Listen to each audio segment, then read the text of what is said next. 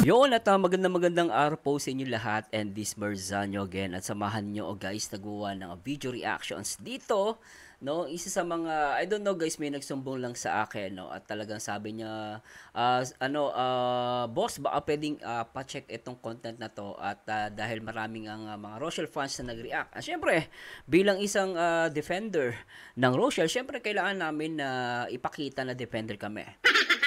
No, at syempre guys, tandaan nyo guys, disclaimer lang po, nandito po ako para reviewin yung video niya, yung mga sinabi niya dito sa content na to. At the same time, I try my best na makapagsalita ng maayos at hindi naman tayo maninira dito or para umatake. No. I want to clarify some things and to educate her if ever na may pagkakamali siya, ano. I don't know, pero let's see guys, tignan natin itong video na to. Actually, una pa lang medyo na ano na ako dahil nandito si Kalinga Prab. No, medyo hindi ko nagustuhan kasi pansin nyo, ang hina.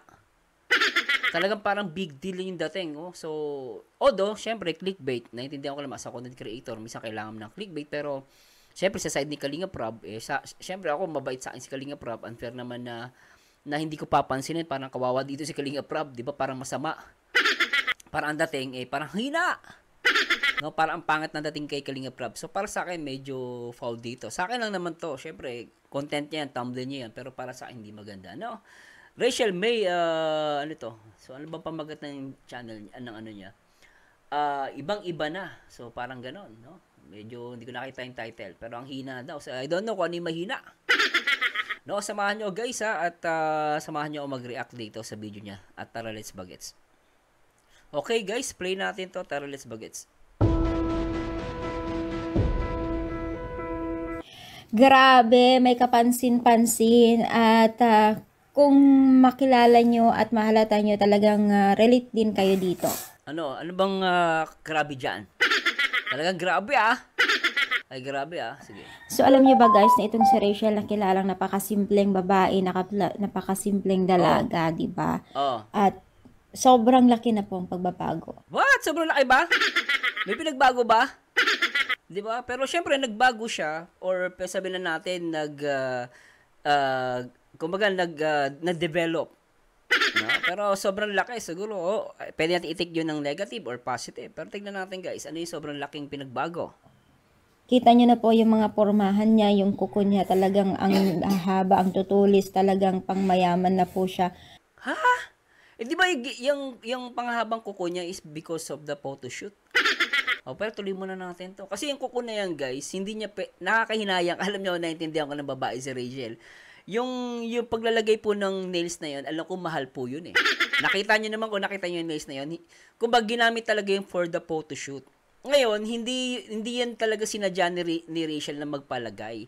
Nilagay lang yan because of the photoshoot. Ngayon, Sir Marzano, ba't hindi niya inaalis? Siyempre, aalisin mo ba? Nakakahinayang. Mahal po kasi ang paglalagay ng nails Kung di ako nagkakamali sa mga sa mga nagpapalagay ng nails, alam ko po, malaki-laki ang presyo niyan So, ikaw, mahal ang presyo. I don't know, sabihin na natin 1,000. Siyempre, maghihinayang kang alisin. So, that's why, hindi niya inaalis. I think hanggang ngayon, hindi niya pa inaalis kasi nga mahal siya. So, ngayon, pag inalis mo yun, maghihinayang ka dun sa binayad. Diba? So, yung ba sinadya ni Rachel? No. Talaga nagkataon lang na kailangan yon sa photoshoot. Kasi nga, para magmukha siyang diwata. No? Pero anyway, dun siya nakapokus. Tuloy natin to. Kumilos, pangmayaman na po siya. Ha? Pangmayaman ng kilos? Nabigla naman ako doon. Totoo bang pangmayaman ng kilos? Kasi kung nanonood ka ng vlog, no, kung pinapanood mo yung mga vlog ni Rachel at ni Ruel of Malalag, yung kanyang boyfriend, yung kanyang MU, makikita mo dito, hindi naman nagbago at talagang hindi naman sosyal si Rachel. Andun pa rin yung nakatsinelas siya, nakapaas siya, papunta na sa kubo, inahag niya yung matanda, no, hindi siya maarte, hindi siya sosyal. Siguro mukhang sosyal lang. Masasabi natin parang sosyal. Siyempre, kailangan niya din naman kumilos ng medyo pasosyal dahil para sa akin to guys, wala namang masama doon At siyempre, at the same time, kung magsosyal man siya, may masama ba 'yon? Still guys, hindi pa rin masama maging sosyal. Pero ang tanong, naging sosyal ba talaga siya? No. Hindi siya naging sosyal. Kung papanoorin mo ang mga video ni Rachel, kahit hanggang ngayon yung mga live niya, hindi pa rin.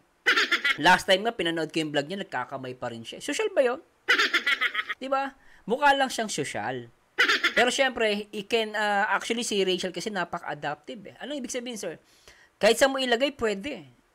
Mahirap man na mukhang mahirap, pwede. Mukhang mayaman, pwede. Kahit saan, all around si Rachel. Pero hindi siya nagbago at hindi siya social. At nakpiyan, pinapakita ko sa inyo guys, talagang, ito sa video na to guys, ito. Ma'am, hindi para sa akin, hindi social si Rachel. Hindi pa rin siya, siguro nagbago siya sa pananamit, pero hindi pa rin nagbago yung kanyang ugali. Nandun pa rin yung tipong talagang pagiging humble niya, yung pagiging inosente niya, kakulitan niya, no? Kung makikita mo nga yung mga latest vlog niya, talagang nakapaalang yan. So, para sa akin, hindi siya nagbago. Tuloy na natin ito, madam, ha? Ayun ang masasabi ko. Manamit, at ang pansin din po ng nakakarami, ang laki na po ng pagbabago ni Rachel. Hindi na po yung dating dalagang Pilipina nga di umano. Grabe, hindi na daw dalagang Pilipina. Dalagang Pilipina pa rin yan. Ano yung gusto siya? Maria Clara? Balot na balot? Ay, nako po, ano ba yan? Alam mo, ma'am, babae ka. Alam mo ang karapatan ng isang babae. At tandaan mo, walang masama sa pananamit. Tuloy muna natin to. Nakilala nila. Sobrang na siya, yung parang mayaman na talaga siyang tignan. At syempre, meron na siyang datong. Tapos sinabi niya, sobrang mayaman na daw. At syempre, meron na siyang datong. Lahat naman tayo kailangan ng datong. Di ba? So, para sa akin naman, yung pera naman ni Rachel, tinatabi niya. Sinabi niya, guys, may pera siya, pero hindi niya ginagawa para maging sosyal. Tinatabi niya yun para sa future ng mga kapatid niya. Tuloy natin to. Kaso nga lang, guys, talagang... may kaso ka pa. Ano yung kaso? Ano?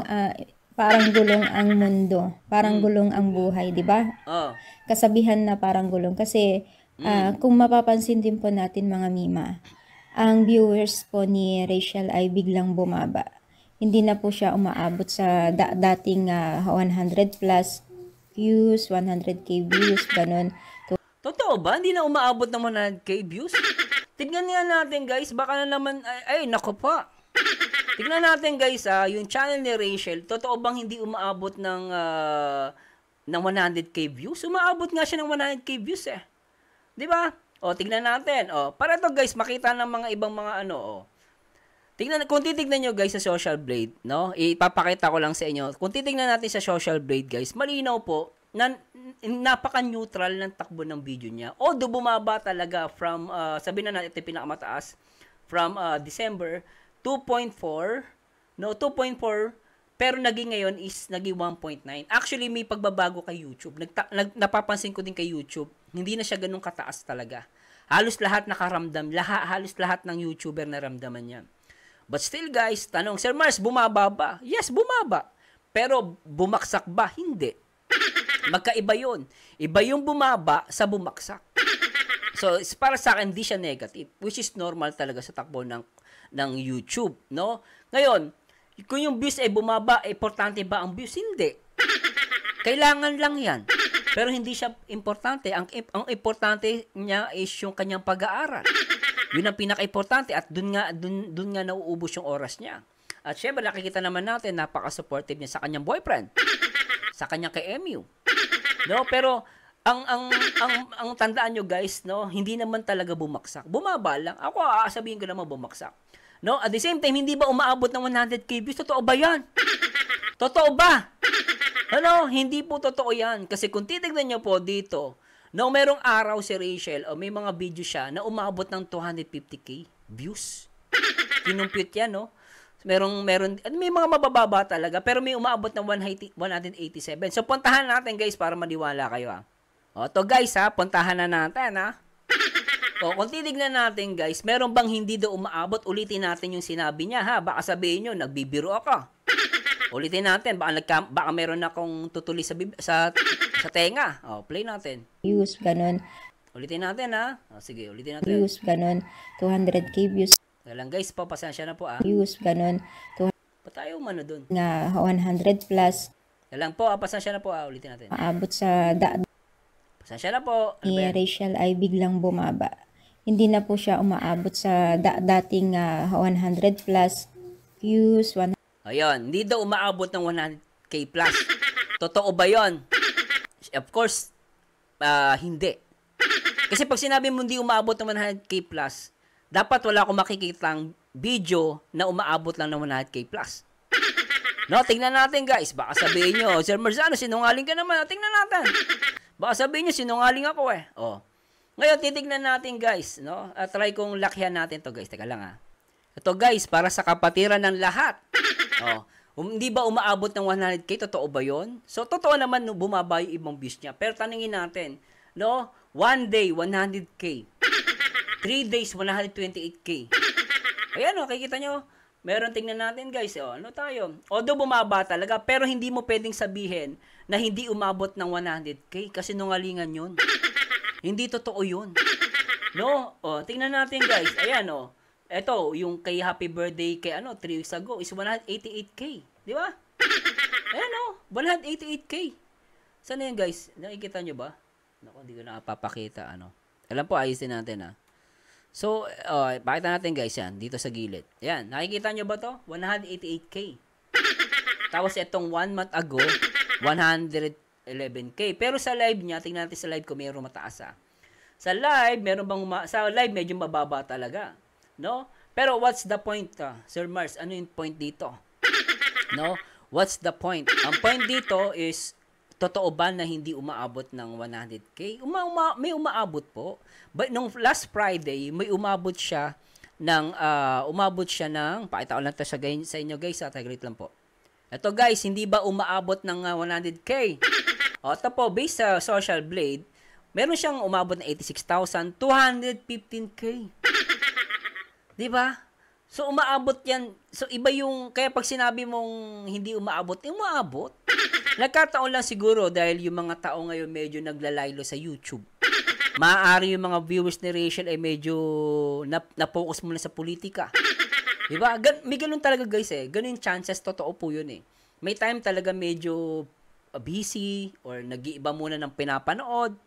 No, pero kung titignan natin guys, hindi totoo na hindi umaabot ng 100,000 mahigit. Meron nga siyang 215,000, no? 'Di ba? Meron siyang 187k, 'di ba? So ngayon Sir Mars, ang tanong ko, totoo ba? Hindi. No? Ayun ang problema kapag hindi natingin sa data. Ang inuuna lang chismis. Pasensya ka na madam, kung sino ka man, no? It's me Aizan. No, pasensya ka na pero I really disagree. At nalungkot naman ako sa iyo. Ang ganda mo pa naman pero parang hindi ka nag-iisip. No, di ako galit, no? Pero yun lang pakiramdam ko. Maganda ka pero hindi ka nag-iisip. Gagandaan pa naman ako sa iyo, oh. No, pero syempre mas maganda pa rin ang asawa ko. No, at saka si Rachel Morales matubang. What the fuck? Tuloy na natin to, guys. 100k views, ganun. Ayan sabi mo 100k meron nakita kita mo? Hindi kasi nanonood eh. Content ka ng content, di ka nanonood eh. Unfair eh. Di ba? That's unfair for Rachel Morales matubang. Di ba? Agigil na. Sa puso na. Ay nako, tuloy natin. 200k views. Ngayon po, malabo na po yung mga views niya. Anong malabo? Nakalampating. Anong malabo dun? Hindi nga malabo eh. Nasa Social Blade eh. Nandun yung data. Ano ka ba? Hindi ka ba nag-iisip? Sakit mo sa puson. Ano ba yan? At nakakalungkot nga lang kasi... Ikaw pa nalungkot? Ako nga nalungkot sa iyo eh. Kulang ka sa data. Pag content creator ka, tignan mo yung data. Huwag basta-basta puna ng puna. Ano ba yan? Puli natin. Tila nagsasawa na rin pong manood yung mga taga-supporters. Ay, naku. Ang sakit mo sa puson. Ano daw yung mga fans daw nagsasawa daw manood. Although sinabi niya naman tila. Di ba? Siyempre alam nyo, normal talaga sa YouTube yan. Sir Mars, busy ako sa trabaho. Hindi ako makapanood pero nag-replay po ako. Di ba? May ganun. Sir Mars, ngayon lang po ulit nag-YouTube. Medyo busy po sa trabaho eh. May mga ganung case talaga, mayroong mga ganung moment. At the same time, si Rachel ay hindi nakafocus masyado sa kanyang vlog, sa kanyang live. Kaya ang nangyayari dyan, bumababa yung algorithm niya. That's a problem. So, mas ano yung algorithm? Yan po yung sa YouTube. Kapag medyo hindi ka nag-upload, ang nangyayari po talaga, bumababa yung algorithm. Pero pag masyado kang active, marami kang upload, marami kang live, talaga yung mga fans ay talagang comment ng comment, nagla-like. Kaya sabi ko, mag-comment kayo dyan sa live, sa reaction video ko. Ang hindi magko-comment, pangit. Magiging kamukha kayo ni Roslyn. Mag-like kayo at mag-share kayo. No, that's the point. Bumababa talaga yung algorithm. Pero hindi ibig sabihin ay talagang kawawang-kawawa si Rachel. Views lang yan. Di ba? So, tuloy muna natin to. O, sige, madam, tuloy natin.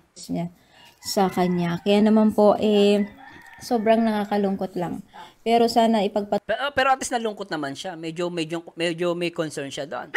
Okay, tuloy natin. Tuloy pa rin ni Rachel ang pagtulong dahil blessing naman po yung kanyang or blessing naman po yung pagtulong nila at ibibigay naman at babalik naman po yung mga bagay-bagay na tinutulong nila ni Royal, no?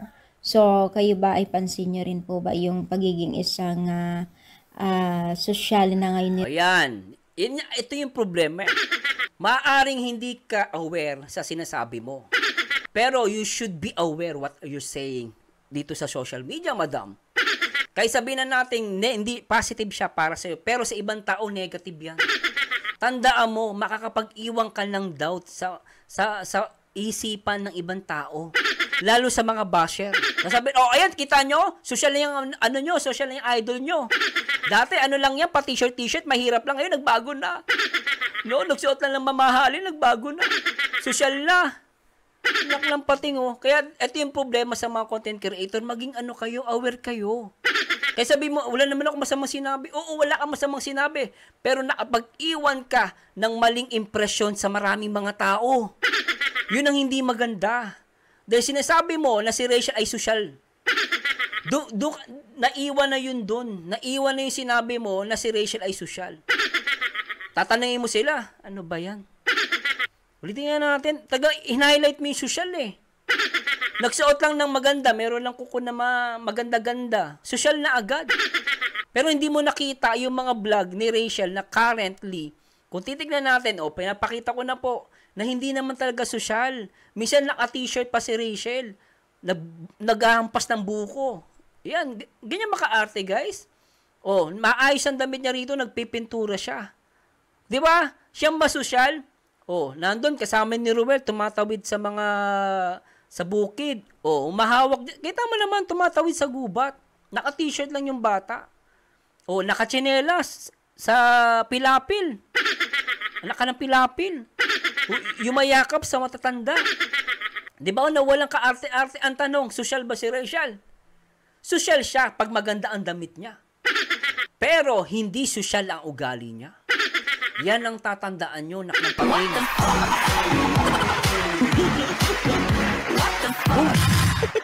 Yan ang problema sa ibang content creator. Tinapik mo si Rachel. Of course, as a defender, tatahimik lang ako?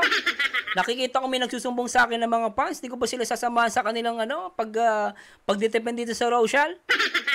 Di ba guys? Di ba? Naging defender pa ako. Diba, tuloy natin to. Ang ganda mo pa naman, madam mo.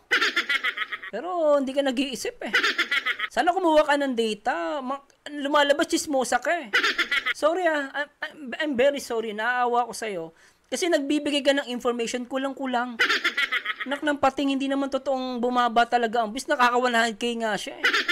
Ano ba yan? Yung pagiging isang social na ngayon ni Rachel. Comment naman, palike po ang video. Kita mo, talagang doon ka lang nag-focus eh. Pero yung ginawang achievement ni Rachel, hindi mo pinokus eh. Unfair eh. Kung titignan mo yung, basahin mo natin yung mga comment. Baka sabihin, Sir Mars, ko lang naman yung Apple dyan eh. Anong Apple? Tignan natin yung comment ng iba dito mga baka ikaw ang hindi nanonood kasi hindi siya humina, lalo pa nga nadagdagan tagahanga niya. Totoo naman yun eh. Tignan natin. Baka sabihin kinakampihan mo naman yan. Tignan natin to. Sige, puntahan natin ulit yung Social Blade. Totoo ba na hindi nadadagdagan? Nadadagdagan, Sir Mars. Paano? Yan 5,000 plus ang nadadagdag ng subscribing ni Rachel for last 30 days. 25.0% ang nadadagdagan. Ang tanong, nadadagdagan na babawasan? Simpleng arithmetic lang yan. Siyempre, nadadagdagan. 25%. At for the last 30 days, 5K ang nadagdag. Hindi siya negative. Madam. Ang ganda mo pa naman pero hindi ka nag-iisip. Di ba? Problema sa iyo eh. Hello pala, happy birthday pala kay Madam Ma'am May Delmo. Happy 55th birthday sa iyo, Madam, at salamat sa Diyos, Mami, at ingatan nawa kayo palagi ng Panginoon. So tuloy natin to, guys. Tingnan natin yung mga comment ng mga dito, ibang mga fans. Tama naman eh, hindi kami nagsawa loka-loka, hindi nakakasawa. Galit na galit Akala ko ako lang yung galit na galit eh. Wala kayong karapatan na husgahan si Rachel. Kasalanan ba niya kung totoo nagmahal siya? Kayong tatanungin ko kayo, kung paano kayo magmahal, pinapakialaman ba kayo ni Rachel? Ay, grabe yun Ipakita natin guys yun. Pakita natin. Na Sabi niyo, kung paano kayo magmahal. Di ba hindi kaya TikTok na lang bibig ninyo? Yan, tingnan mo. Rose Ann Eres, pag nag-aayos at maganda suot nilang gamit, may masasabi kayo. Tama naman kapag naman magsuot siya ng hindi maganda, meron pa rin kayo masasabi, nak ng pating. Real talk. Rose Ann Eres, shoutout sa'yo. Sabi niya dito, hi, saan kaya lulugar silang gaambot na lang gid sa inyo daw, mga manol kamo.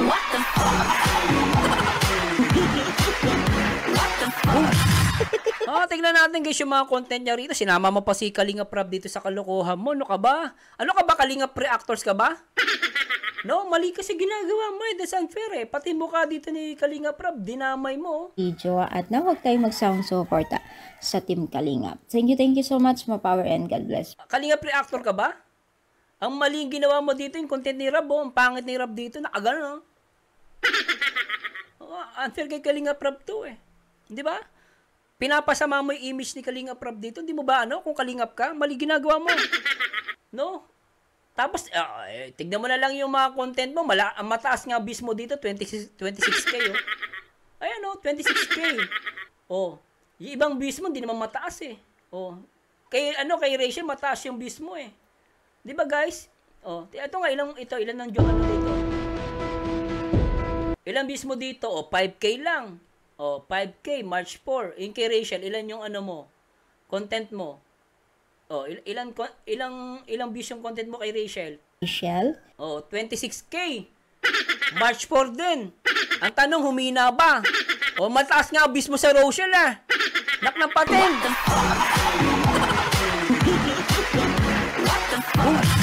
Ay, grabe ka. Ate naman, ayusin mo content mo. Kung paano mo inaayos ang mukha mo, ayusin mo din content mo. Nak ng pating. Ay, sabi ko nga ba, hindi lahat pala magaganda nag-iisip. Ay, naka pa. Anyway, guys, please comment down below kung ano masasabi ninyo at totoo ba. Sagutin nyo nga ako. Mag-comment kayo, hindi kayo mag-comment, bahala kayo. Hindi nyo pinagtatanggol si Rachel, Sige kayo. Totoo ba na si Rachel ay naging social? Totoo ba? Totoo hindi? Diba? Pero guys, ako naniniwala ako, majority na ng totoong nagmamahal kay Rachel, sasabihin nila hindi totoo. At maraming salamat sa Diyos. Sana po, mag-comment po kayo. At samahan nyo ulit ako, guys. At, guys, sabihan nyo lang po ako kapag may mga content creator na tatanga-tanga.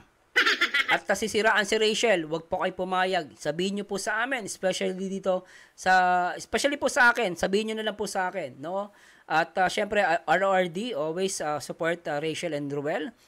Kahit sino pa yan, guys, as long as i-content nila si Rachel sa maling paraan. At gagamitin nila ng content na pali-mali ang information. Ipagtatanggol po natin ang Rochelle lang sa kalam. Rochelle forever. Rochelle, sila na.